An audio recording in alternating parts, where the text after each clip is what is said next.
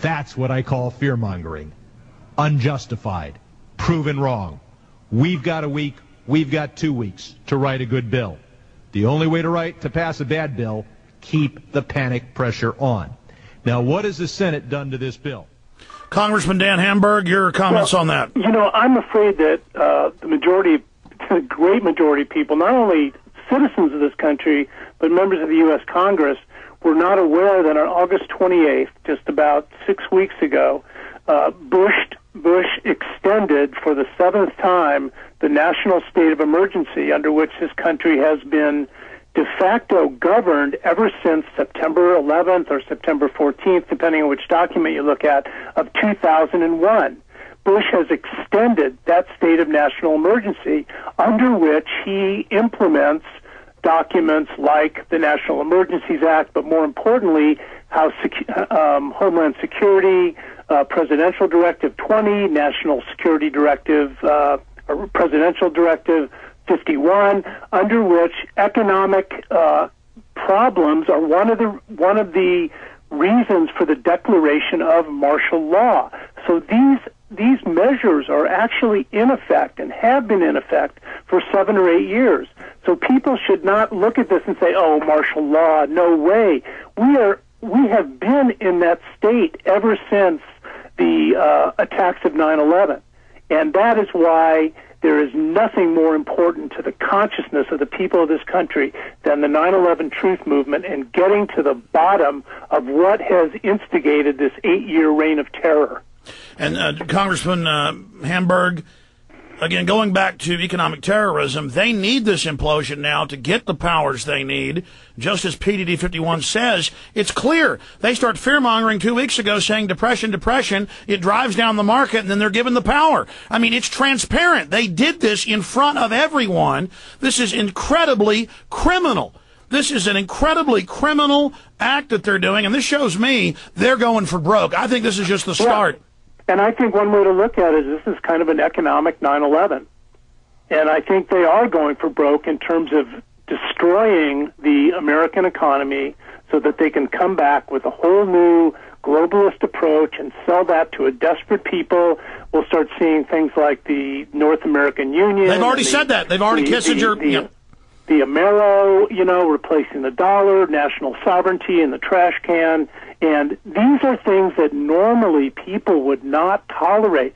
But their idea is to get people in such a panic that they will look for the savior. This is Weimar Republic type stuff that we're going back to now we got in Hitler. The United States of America. Unbelievable. Yeah. You're absolutely right. Stay there, sir. We're going to break. We have Congressman Dan Hamburg on with us. More congressmen coming up, sitting congressman. Ladies and gentlemen, this is happening. Remember, almost 3 years ago, we snuck into Bilderberg Group. We got the information out. We said they're going to start the implosion by restricting credit on the subprime mortgages. They are going to engineer this. We're on record. Okay? And now, how did it happen? Because they run things. They are orchestrating all of this. In fact, we're going to skip this break for the PrisonPlanet.tv viewers. Congressman, I'm going to skip this break so we don't waste any time. This is too important. So we're only here for the internet streams and the TV viewers. But we also have a big story about a known government asset putting out a hoax that all the banks were going to close next week. I want to get your take on that later. But other points you want to make right now, sir, about ways to counter this and where you see this going? Well, I think the best way to counter this, as I said before, is information. And I think that the place we're really going to get into trouble, and I think they've already prepared themselves for this, is shutting down of the Internet. And a Stanford professor recently said that that this is in the works, and there is a plan for a so-called e-terror attack, which will necessitate the government taking much stricter control over the Internet. So that's something. That's right. He openly talked about it. Internet too. That they're setting it all up. Regulations, taxation. YouTube and Google have now accepted Senator Lieberman's deal that whatever the government says take off, they take off. I mean, it's already happening. Well, yeah, and it's much like the Patriot Act, which was all written and ready to go when 9/11 happened. Strangely enough, they had this, 1,000-plus page bill already written when 9/11 happened. And I think that is a tremendous threat, because I think the Internet is an incredible organizing tool right now that those of us who are, totally against what we see our government doing, I think this is a way we do pull ourselves together and communicate with each other, and even to the extent of, the protests that went on around the country against this bailout bill were organized by, one guy in New York City who put out an email to a bunch of his friends, and the thing, just mushroomed. And that's the way I see people taking to the streets in this country, is communicating with each other through the Internet and setting up, mass protests and mass actions, which will they work? I don't know. But I do think people are getting to the point where, they're just not going to sit back in their homes and wait to be foreclosed on. They're not going to just keep going to their jobs and waiting for that pink slip to come. They're not going to just keep going to the mall and, spending more money to try to shore up the economy of the country, because they just don't have the money to spend any longer. So I think things are spiraling, and I think things are happening very fast right now. But I think the good news is that the United States of America is going to have to pay the piper at some point for all the things that have gone on in the last whatever, Stay there. We're coming back to the full audience. Stay there. Here we go. Congressman Dan Hamburg is our guest. He's been predicting and writing about the martial law takeover. Something else is happening. I was at a little restaurant yesterday grabbing some tacos, and I heard people talking about, did you hear? All the banks will be shut next week. Everything's going to shut down. It's over. Runs on the banks. And then I got back to the office, and Rob was in there going, man, I'm getting all these emails about from family and people that aren't even into this stuff about how all the banks are going to shut down next week.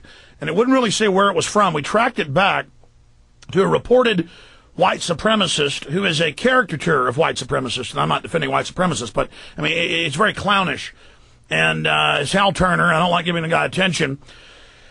And he says things, that if I said him or somebody else said him, he'd be arrested. He says, go, blast judges, politicians, go physically attack people, names, does, ridiculous parodies of black people, calling them, just every name in the book.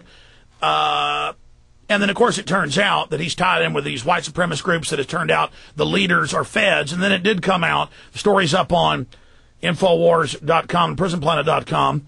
And it's titled, a Paul Watson story, Hoax Bank Closure Story Peddles Bailout Propaganda. No surprise, we learned the source of the hoax is Hal Turner, who was exposed earlier this year as an FBI informant posing as a white supremacist.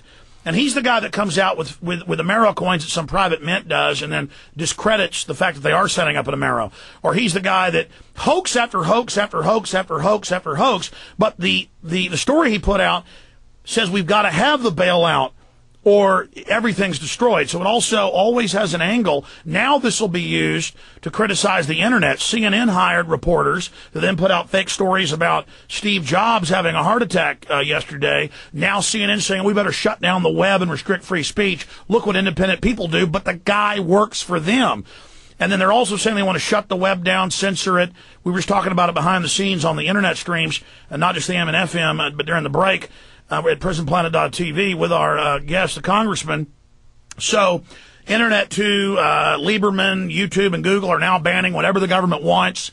I mean, it's happening, and they're using people like this to do it. And this is what can cause bank runs, ladies and gentlemen. You've heard Bush saying, bank run, bank run. We don't want bank runs. Your money's safe, bank run. Trying to make people bank run. The government wants to make this worse right now. Congressman? Well, I think that's right. I think the worse it gets, the more people panic.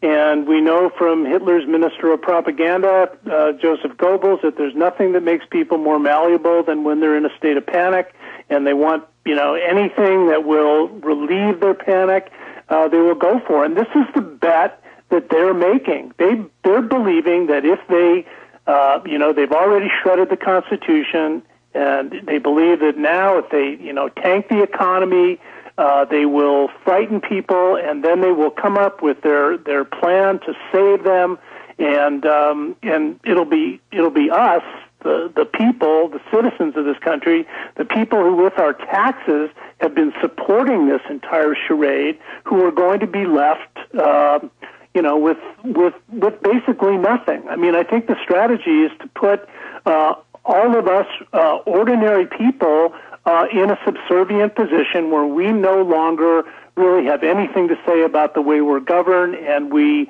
enter this new world order in which the global economy and a small financial, military, political, industrial elite makes all the decisions for the rest of us.